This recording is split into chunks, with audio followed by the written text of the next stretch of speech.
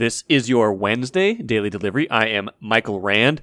Hope you guys are having a good day out there today. We got a lot of football talk today, as we often do this time of year. Andrew Krammer will join me here in just a few minutes. He, of course, covers the Vikings for the Star Tribune. Film review, film doesn't lie. With the Vikings, we're going to talk about a couple things. One on the offensive side of the ball, one on the defensive side of the ball. One, why wasn't Justin Jefferson as open in this game against the Eagles, where they lost 24-7, as he was the week before when they beat the Packers 23-7. We'll explore that. But maybe more to the point, we'll look at the defense and, some of the things they were doing against Philadelphia that didn't work in the first half, and some interesting comments from corner Patrick Peterson, who for the most of his career has been a very good man-to-man corner and is now being asked to play a lot of zone. I believe the Vikings are playing the most zone coverage in the entire NFL. Yeah, the stat from Kevin Seifert, old friend. He's with ESPN. He used to be with the Star Tribune a long time ago. He tweeted the other day from ESPN Stats and Info, the Vikings have played the lowest percentage of man coverage in the entire NFL, just 7.7% of snaps. In cover 2, they are 46.2%, the highest rate in the NFL. So it's, that's kind of going to be the way they play. That's not a surprise given what Ed Donatel has liked to do over the years, but how is that going to play out for the rest of the year? Andrew and I get into that a little bit later on in the show. My good friend Keith Rashad also joins me for a poetic recap of the Vikings and Eagles game. It was not, of course, pretty. First, though, what did I miss? We got to get to the Twins just for a couple minutes here, because I think that's about what they are worth these days. But the wheels continue to come off of this season. They lost again 5-4 to Kansas City on Tuesday night. 8 games back of Cleveland now with just 14 to play. This isn't even a race anymore as much as it is as a march to the finish. The Twins now 73-75 on the season. I saw a pretty incredible stat that put that into context of the day from Aaron Gleeman, friend of the show, does a great job writing about baseball in addition to all the great stuff in the Star Tribune as well. But Aaron tweeted, kind of taking a look at the Twins season as a whole. They reached 11 games over 500 after the big hot streak in May. On May 24th, they were 27-16, 11 games over 500. Since that time, and again, it was okay for a while in there, but since that time, they have gone 46-59. So basically, for the last 4 months, they have gone 46-59. That is a .438 winning percentage. That is a pace over an entire season that would have you lose 91 games, and that is the larger sample size this season than the good month and a half they had in that early part of the year. So keep that in mind as you think about the context of this season. And they can still finish up a little bit better. They can win some games at the end of the year to add a little bit of window dressing to this, but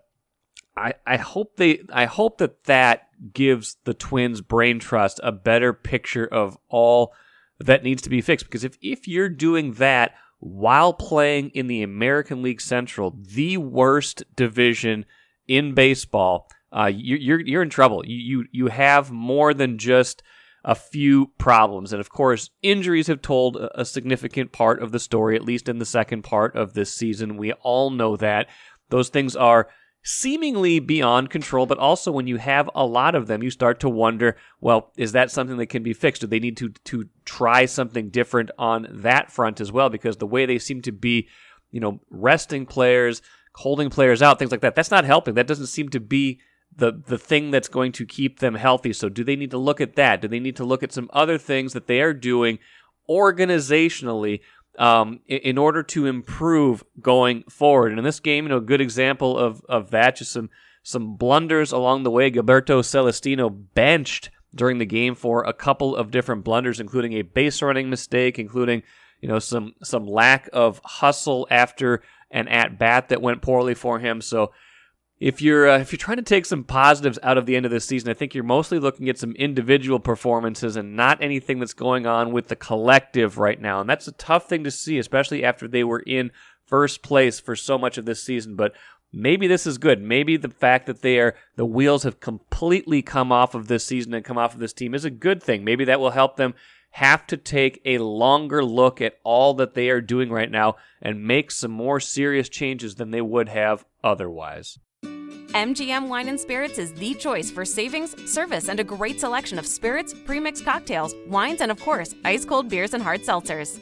With over 30 locations throughout the Twin Cities and beyond, there's an MGM near you. Head to MGMWineandSpirits.com to find a convenient location in your area. Get social. Follow MGM on Facebook and Instagram for all the latest news and trends. Make great moments with MGM Wine and Spirits, your locally owned and operated choice for over 50 years. Save time, save money. Shop MGM. I've got Andrew Krammer here. He's barely slept, but that's okay. We can still talk Vikings. We can still get to the bottom of what happened Monday night. Their coverage from Philadelphia brought them into the wee hours of the morning, and then an early morning flight back on Tuesday. But here is Andrew right now, and he's watched a lot of this game back already. And Andrew, I want to talk in particular about the defense, because that was a concern of mine coming into the year. And I think it was a fair concern just based on how, the defense was probably the most suspect side of the ball in 2020 and 2021.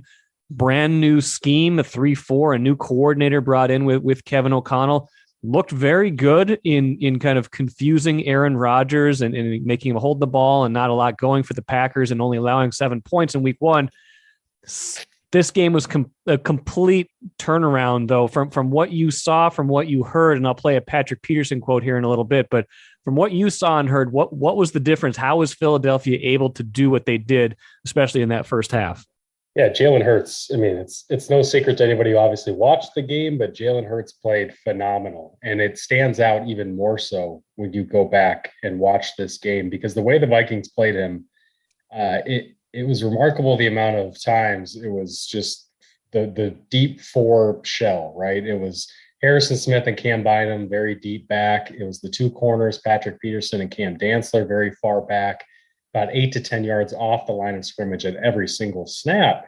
And that basically forces an offense to dink and dunk. It forces you to be patient. It forces you to execute. It forces you to play clean football and march up and down the field. So what did the Eagles do? They marched 11 plays on the first drive, 87 yards, touchdown. Later on in the first half, they marched 7 plays, 82 yards, touchdown. Later on in the first half, 7 plays, 85 yards, touchdown. And then an egregious 8-play, 75-yard hurry-up field goal drive right before halftime. That was just the first half. Yeah. And so that goes to show you that Jalen Hurts, Philadelphia, Nick Sirianni, the head coach, said, okay, we will take what you were willing to give us, and we will continue to take it over and over and over. And the Vikings just didn't adjust and weren't willing to adjust in that facet. And then they still got beat deep on a 53-yard touchdown to Quez Watkins there that I believe put the Eagles up 21-7. So it was a style of play that the Vikings went into with this one, saying, we know you're really good at the run. We know you're a very dynamic quarterback, but we're still going to try to take away the deep ball. And the bad part for the Vikings was they couldn't do that to perfection either on Monday night. Now, cornerback Patrick Peterson, he's been around for a long time in this league and is going to offer some pretty frank diagnosis of what happened. I'm going to play a couple different things from him. Let's start with the first one where he talked about basically like part of the adjustment they need to make is to be further up on the receivers. For the most part, we just have to be closer in coverage. Haven't watched the film yet, so I can't really tell you what the breakdowns were. But for the most part, we have to be closer in coverage in every aspect on the field. We have to be able to, make them more predictable on second down. That was something that we wasn't able to do. When a team gets second and short, third and short, the playbook is pretty much wide open, and those guys did a great job of being successful on first down and kind of having us on our heels throughout that game. But, it's a good learning experience for us. It's only week 2, something that we can learn from, clean up the mistakes, and just come out next week with a better focus on, our assignments and being dialed in at all times so we can get a W next week. So basically him saying they need to be up a little bit more on receivers. What does that say to you? Is that a scheme thing, or is that a guys not executing thing? I think that's a coaching point thing. I think guys going into this, and Peterson knows, and he's making this transition too. And one of the more underwritten things about this defense this offseason is you're taking an all-pro man-to-man press corner in Patrick Peterson, who played a certain way for 10 to 11 years of his career. And now you're making him into an off-zone corner, which is a very different thing. And so he's adjusting to this. And he saw all the cushion they were giving A.J. Brown, Devonta Smith, Dallas Goedert. And he saw every Vikings fan who yelled at his or her TV last night and said, move up, stop giving him so much space. It was really that simple. And I think Patrick Peterson saw that and understood that was probably something that is an adjustment he's willing to make. Vikings coaches clearly felt like, we don't want to get beat deep, so we're going to continue to play this far off. So to me, that's a coaching point. And it's just obvious watching the tape, because Ed Donatel and his Viking staff did not adjust as Jalen Hurts continued to march up and down the field. The other thing Patrick Peterson said, he had a lot to say. He was pretty good post-game. I think Ben Gessling, our colleague, had a lot of Patrick Peterson stuff in his second day take on the Vikings as well, probably because Peterson is just, really good at diagnosing good things, bad things. And the other thing he said was, Philadelphia, it kind of created some mismatches. Let's hear that. I think we made some adjustments, just not the proper ones, that we felt that we could, put ourselves in better position, but those guys did a great job of, attacking, some of the weaknesses of our defense, especially that weak side defender. We know those guys love to come back weak side, especially when it's when it feels, try to isolate the linebackers. And that's something that they did a really good job on, trying to create those mismatches. So basically, if he's identifying that they're seeing where the mismatches are in the Vikings, or creating these mismatches maybe on the weak side of the defense, kind of getting matchups on linebackers, it's got to be frustrating for a player, I'd imagine, to watch that as it unfolds. What did you see as you watch this back? Is this simply a matter of style of play, then creating like some of those shallow crosses, things like that, or Hurts just beating them up and down the field? So one thing the Vikings did do defensively in the first half, it was around the third scoring drive of the Eagles. So this might have been the second quarter. They decided to go into a 3-3-5 defensive sub package, which basically takes Jordan Hicks off the field. If you imagine their normal package, it takes Jordan Hicks, the normal base defense, I should say. So you got five down linemen across, you got the two inside linebackers back there. Take one of the inside linebackers out, replace him with a nickel corner. That's what the Vikings did for their nickel package. So they basically decided to keep an extra edge player, defensive lineman on the field up front by Jalen Hurts, seemingly to try to corral that running game, while also trying to keep the coverage at the back with the five defensive backs, kind of stretching them thin a little bit, right? So what the Eagles did was they decided, okay, we're going to go spread, empty backfield. We're going to go 5 wide. And that means we're going to force one of our guys who goes wide. We're going to force one of your edge players, whether it was DJ Wanham, Daniil Hunter, Patrick Jones. We're going to force one of them to cover one of our 5 eligible receivers. And they did that multiple times when it came to a 19-yarder to Devonta Smith on DJ Wanham, when it came to a 16-yarder to Devonta Smith on Patrick Jones. That's the exploitation that Patrick Peterson was talking about. And that helped them march down the field. I think it would have been the Eagles' 3rd touchdown drive that ended in the 26-yarder scramble by Jalen Hurts for his second rushing touchdown of the night. So they were basically just saying, we're going to line up and go at your defensive ends that you wanted to keep on the field in the passing game. We're going to attack them, those guys that you wanted to help in the running game. Now, I'll get to the offense here in a minute, but that maybe the final point on the defense is obviously you're not going to face a quarterback like Jalen Hurts every week. I mean, he creates some unique challenges that we talked about going into this. I mean, next week, Jared Goff does not stress your defense the way that Jalen Hurts does, or Aaron Rodgers does even. He's just a different, less mobile quarterback. But you are going to face, stylistically, you're going to face guys eventually that they can beat you a couple of different ways that you have to account for. Even someone like Justin Fields has a little bit of that to him when he wants to.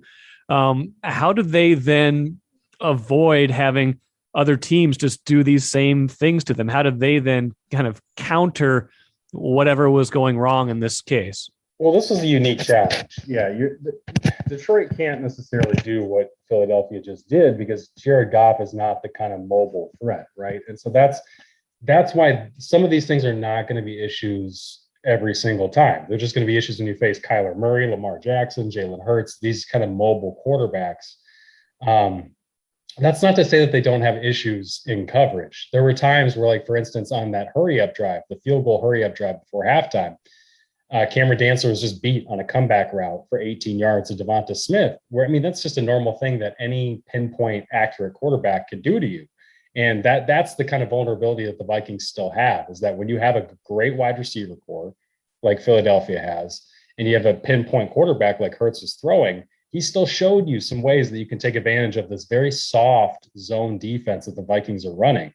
So I think the Vikings can maybe learn a little bit from it and try to play up more, like Patrick Peterson was talking about, and take away some of those underneath things. If not, they're going to have to live with giving up X amount of passing yards a game and just embrace this bend but don't break philosophy that they kind of try to embody on defense. So, but the stuff that we're talking about, the mismatches, the throwing on edge rushers, that's a unique thing specific to, hey, we're going to try to be heavy to stop this mobile quarterback while also trying to take away the passing game. That's very hard to do. And that makes sense. And, the offense, the defense giving up 24 points in the first half puts them in a spot where they're probably throwing more than they necessarily wanted to. The running game doesn't really get on track. I mean, Dalvin Cook, they wound up with, I think, 25 rushing yards from their running backs in the entire game. Throwing more, they're getting more, get some pressure on Kirk Cousins because you're an obvious passing downs. That said, even throughout that whole game, I think they got like 264 total yards of offense. And, those interceptions in Eagles territory notwithstanding, all three of them in the second half, all three of them inside Philadelphia's 30, one of them set up by that blocked punt, one of them set up by an interception. I want to roll a quote from Justin Jefferson here. We definitely had plenty of opportunities to score the ball and make something shake, carry the momentum to our side, but we didn't execute on the offensive side. I feel like defense definitely played a good game, gave us the ball a couple of times, and we just couldn't finish. Andrew, do you agree with that? Was this more a case of, Jefferson saying they had opportunities but didn't execute? Is to me, it didn't seem like it was so much of a case of had opportunities, didn't execute. They just, throughout the game, they just kind of seemed a little bit overmatched and whatever they were trying to do to get open, they just didn't seem like there was a whole lot of that separation there that we were seeing in the Packers game. Yeah, Philadelphia did not seem as caught off guard by some of the things the Vikings were doing. Maybe a product of that is getting your offense on tape for the first time and Eagles coaches having something to prepare for based on, and Packers coaches having nothing to prepare for going into that one. I think that was certainly a factor of it. Another factor was the Eagles defensively dictated more of what they wanted to do than the Packers did. The Packers played defense much like the Vikings did in this one against Jalen Hurts. It was very just kind of off, we're going to let you dictate what you want to do, but we're just going to stay back here and make sure you don't break open too many big plays. The Eagles instead said, no, we're going to kind of creep up a little bit more. We're going to put Darius Slay on Justin Jefferson. We're going to move him around on the outsides. They were able to move Jefferson into the middle, get him away from Darius Slay. But the Eagles did a good job of communicating passing off routes and at times doubling Jefferson when he did move inside. So they had good adjustments for that in ways that the Packers seemingly just didn't want to try to prepare for. Right. So, but I think Jefferson tried to downplay Darius Slay's impact on this game, but it was huge. It was huge because when you look at 6 catches on 12 targets, 5 of those 6 targets that didn't make it to Justin Jefferson were either intercepted or batted down by Darius Slay. So it just goes to show you that this guy had a huge impact on the game, played very, very, very well for Philadelphia. It was a big reason why they won. A couple other points for you, Andrew. One, Adam Thielen's had a pretty quiet start to the season. And part of that is game one, Justin Jefferson had such a huge impact that there's only so much, so many passing yards to go around, especially when you run the ball a lot in the second half. But even in this game, in all those cases, it doesn't seem like he's getting a ton of separation. Doesn't seem like there's a whole lot that's been, that they've been able to develop beyond Jefferson so far this year. I mean, Irv Smith caught the touchdown pass, but he got open and then dropped a long ball. KJ Osborne, caught a couple balls, but it's for 25 yards. Again, we're 2 games into a season with a brand new regime. With that said, should they be concerned, or should they be working on, kind of, hey, if we think we have a lot of offensive playmakers, we haven't really seen much of that outside of Justin Jefferson so far. And some of these secondary, playmakers need to get more involved in the act. Yeah, they really went into this one trying to make Irv Smith a factor. He had 5 targets on his first 15 snaps in the first half. And that's an incredible rate that speaks to, like, this was on purpose. The coaching staff went into this trying to get Irv Smith the ball. Therefore, Adam Thielen gets kind of left by the wayside. And Thielen really has been left by the wayside throughout these 2 games to open up. I think part of that is the Lions share that Justin Jefferson is going to continually get.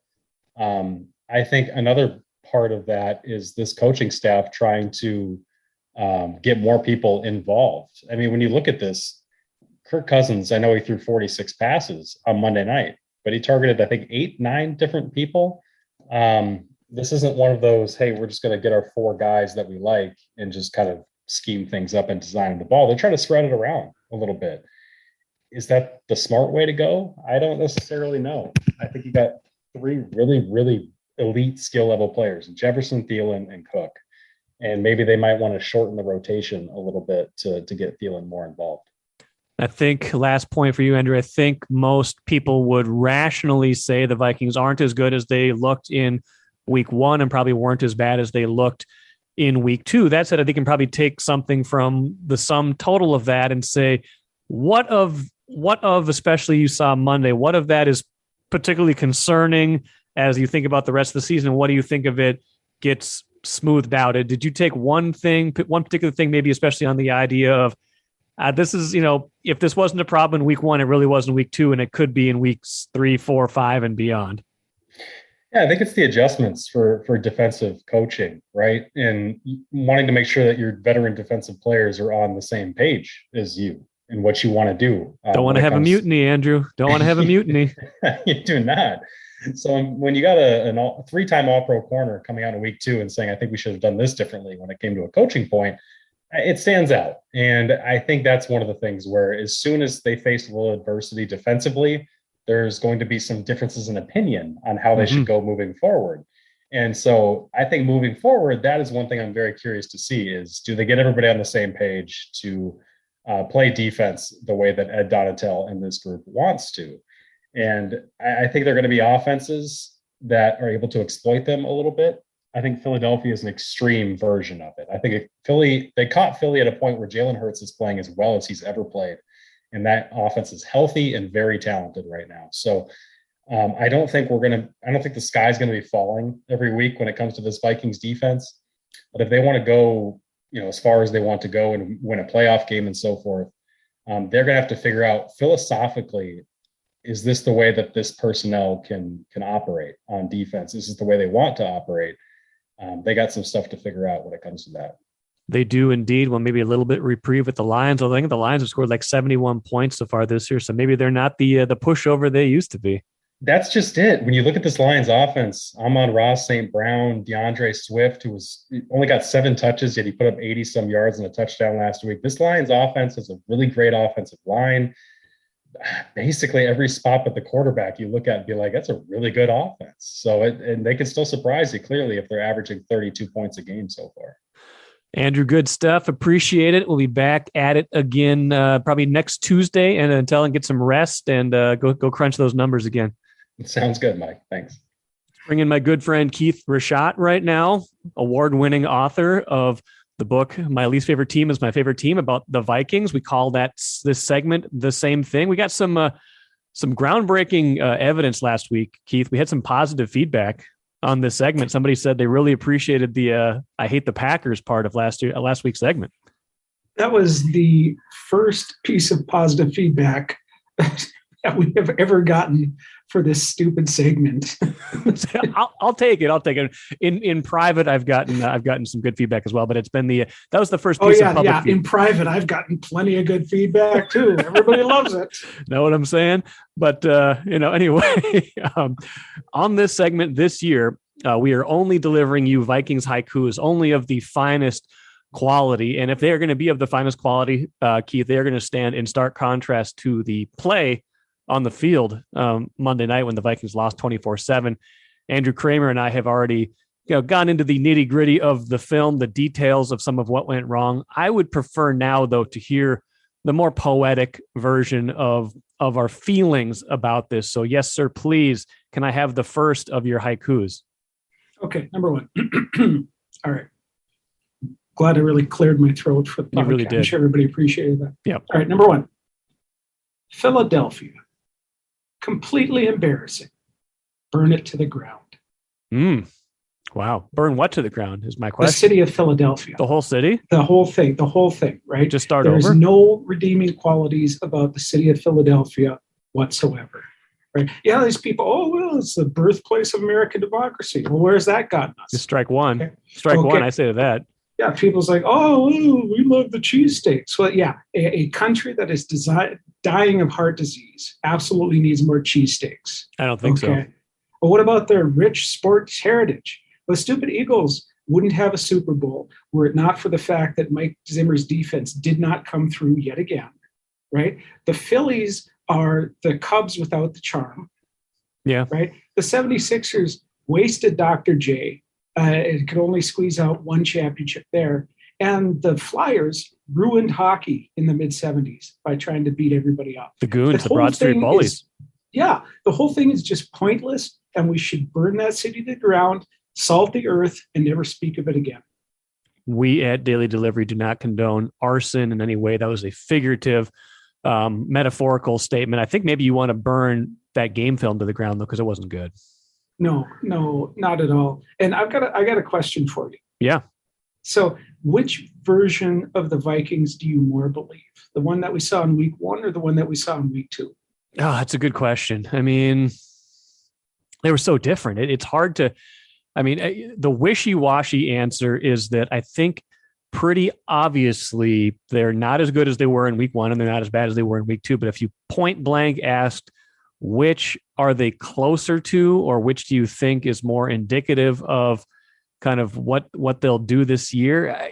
I maybe unfortunately lean towards what we saw in Philadelphia just because I wasn't all that high on them coming into the season, but I do think that they are miles apart from either one of those teams. It was about as bad as you could be. And we should say this too.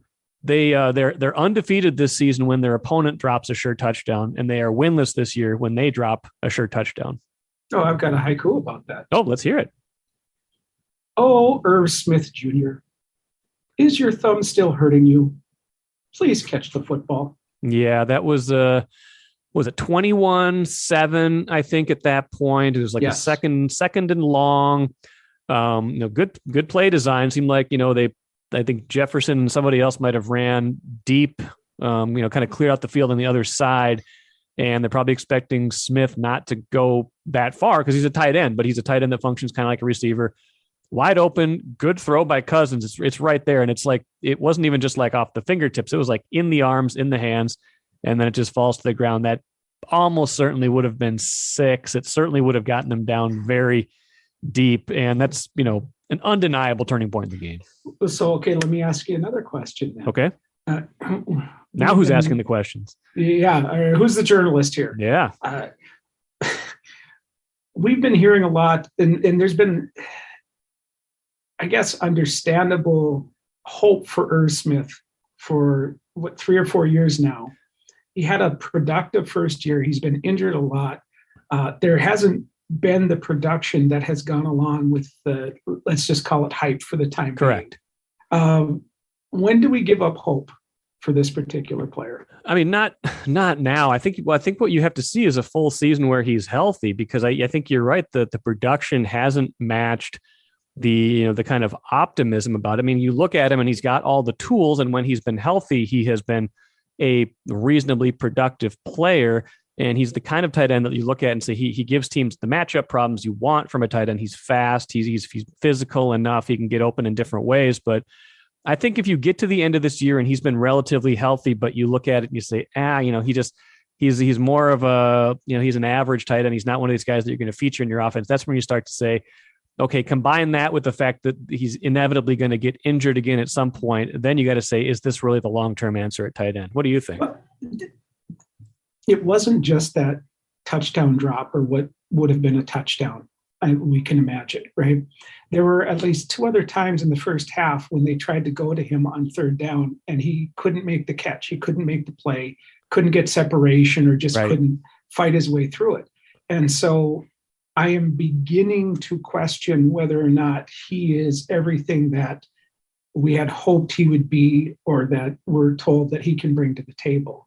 And he just certainly did not have a very good first half, that's for sure. No, and I've made this point on this show and I think on Access Vikings. Like, he came into the year with like 66 career catches, something like that. Like, they were putting in there when you lump him into they've got Dalvin Cook, Adam Thielen, Justin Jefferson, and Irv Smith Jr. He felt out of place to me in that grouping to begin with in terms of accomplishment. So he still has a long way to go in my mind before we put him in that category.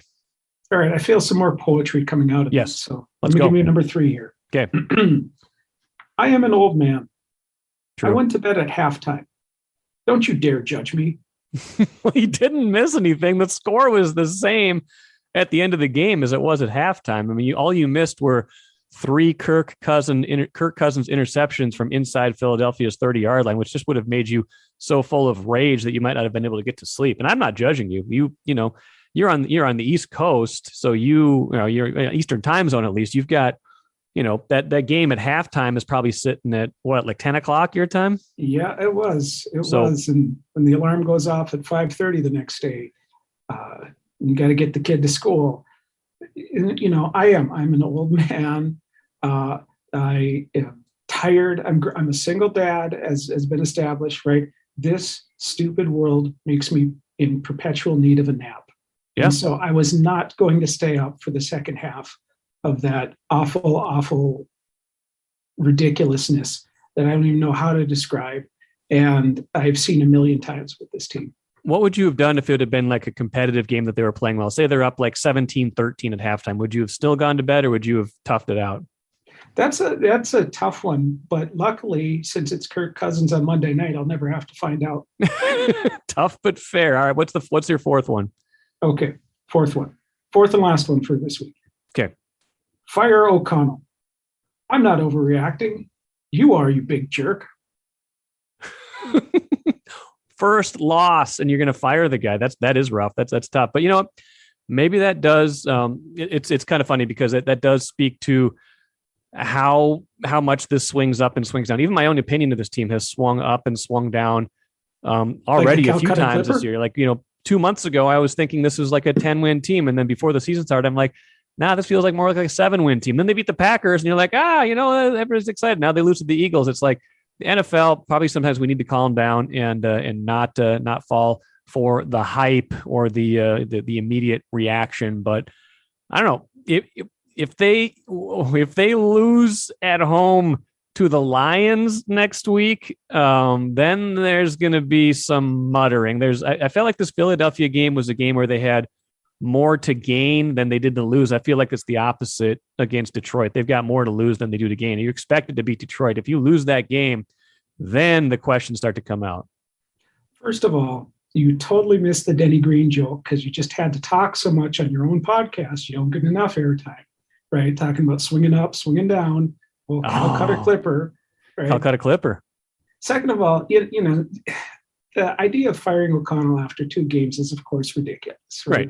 But I will say, and this is something we talked about last time too, that he's engaging in some tendencies that I'm finding particularly annoying. And it's really about the end of the first half, right? The way that he coaches the end of the first half makes it seem like he's playing a video game as opposed to actually coaching the team. Interesting. So last week it was the whole, what even was it last week? It was the clock management and trying to squeeze more points out of a half where it seemed like they probably should just go in and be happy. They should have just kneeled down, and they ended up punting away to the Packers, and probably wasn't going to end up in much, but that's still an opportunity for your opponent.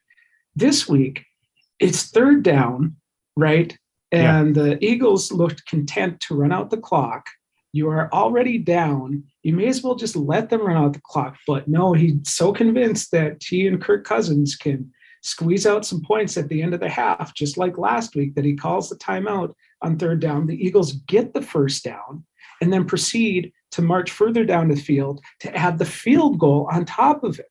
And so instead of just letting the clock die, he's almost the bizarro Zimmer, and trusting his offense so much that he was willing to let the Philadelphia have another opportunity on that third down when they had been destroying his defense all half long, and it ends up biting him in the butt. Right. And so I am getting a little concerned with what I'm beginning to see as an overconfidence in his abilities as an offensive coach in a way that really mirrors what we saw with Mike Zimmer on the defensive side. Especially for someone who's averaging 15 points a game through 2 games. Okay, I've got a haiku for you. I can't wait. The thing about Kirk, you can always count on this. He wins, he loses. He runs, he hits, he fields. Pitches. You know, I think I asked the question, do you think this is more like the first week or more like the second week? I think this team is exactly the exact same. It's right in the middle. It is absolutely in the middle. You're going to have the same thing, 8 and 9, 9 and 8, whatever it's going to be. It's going to be the exact same as last year. They're going to look great some games. They're going to look terrible some games.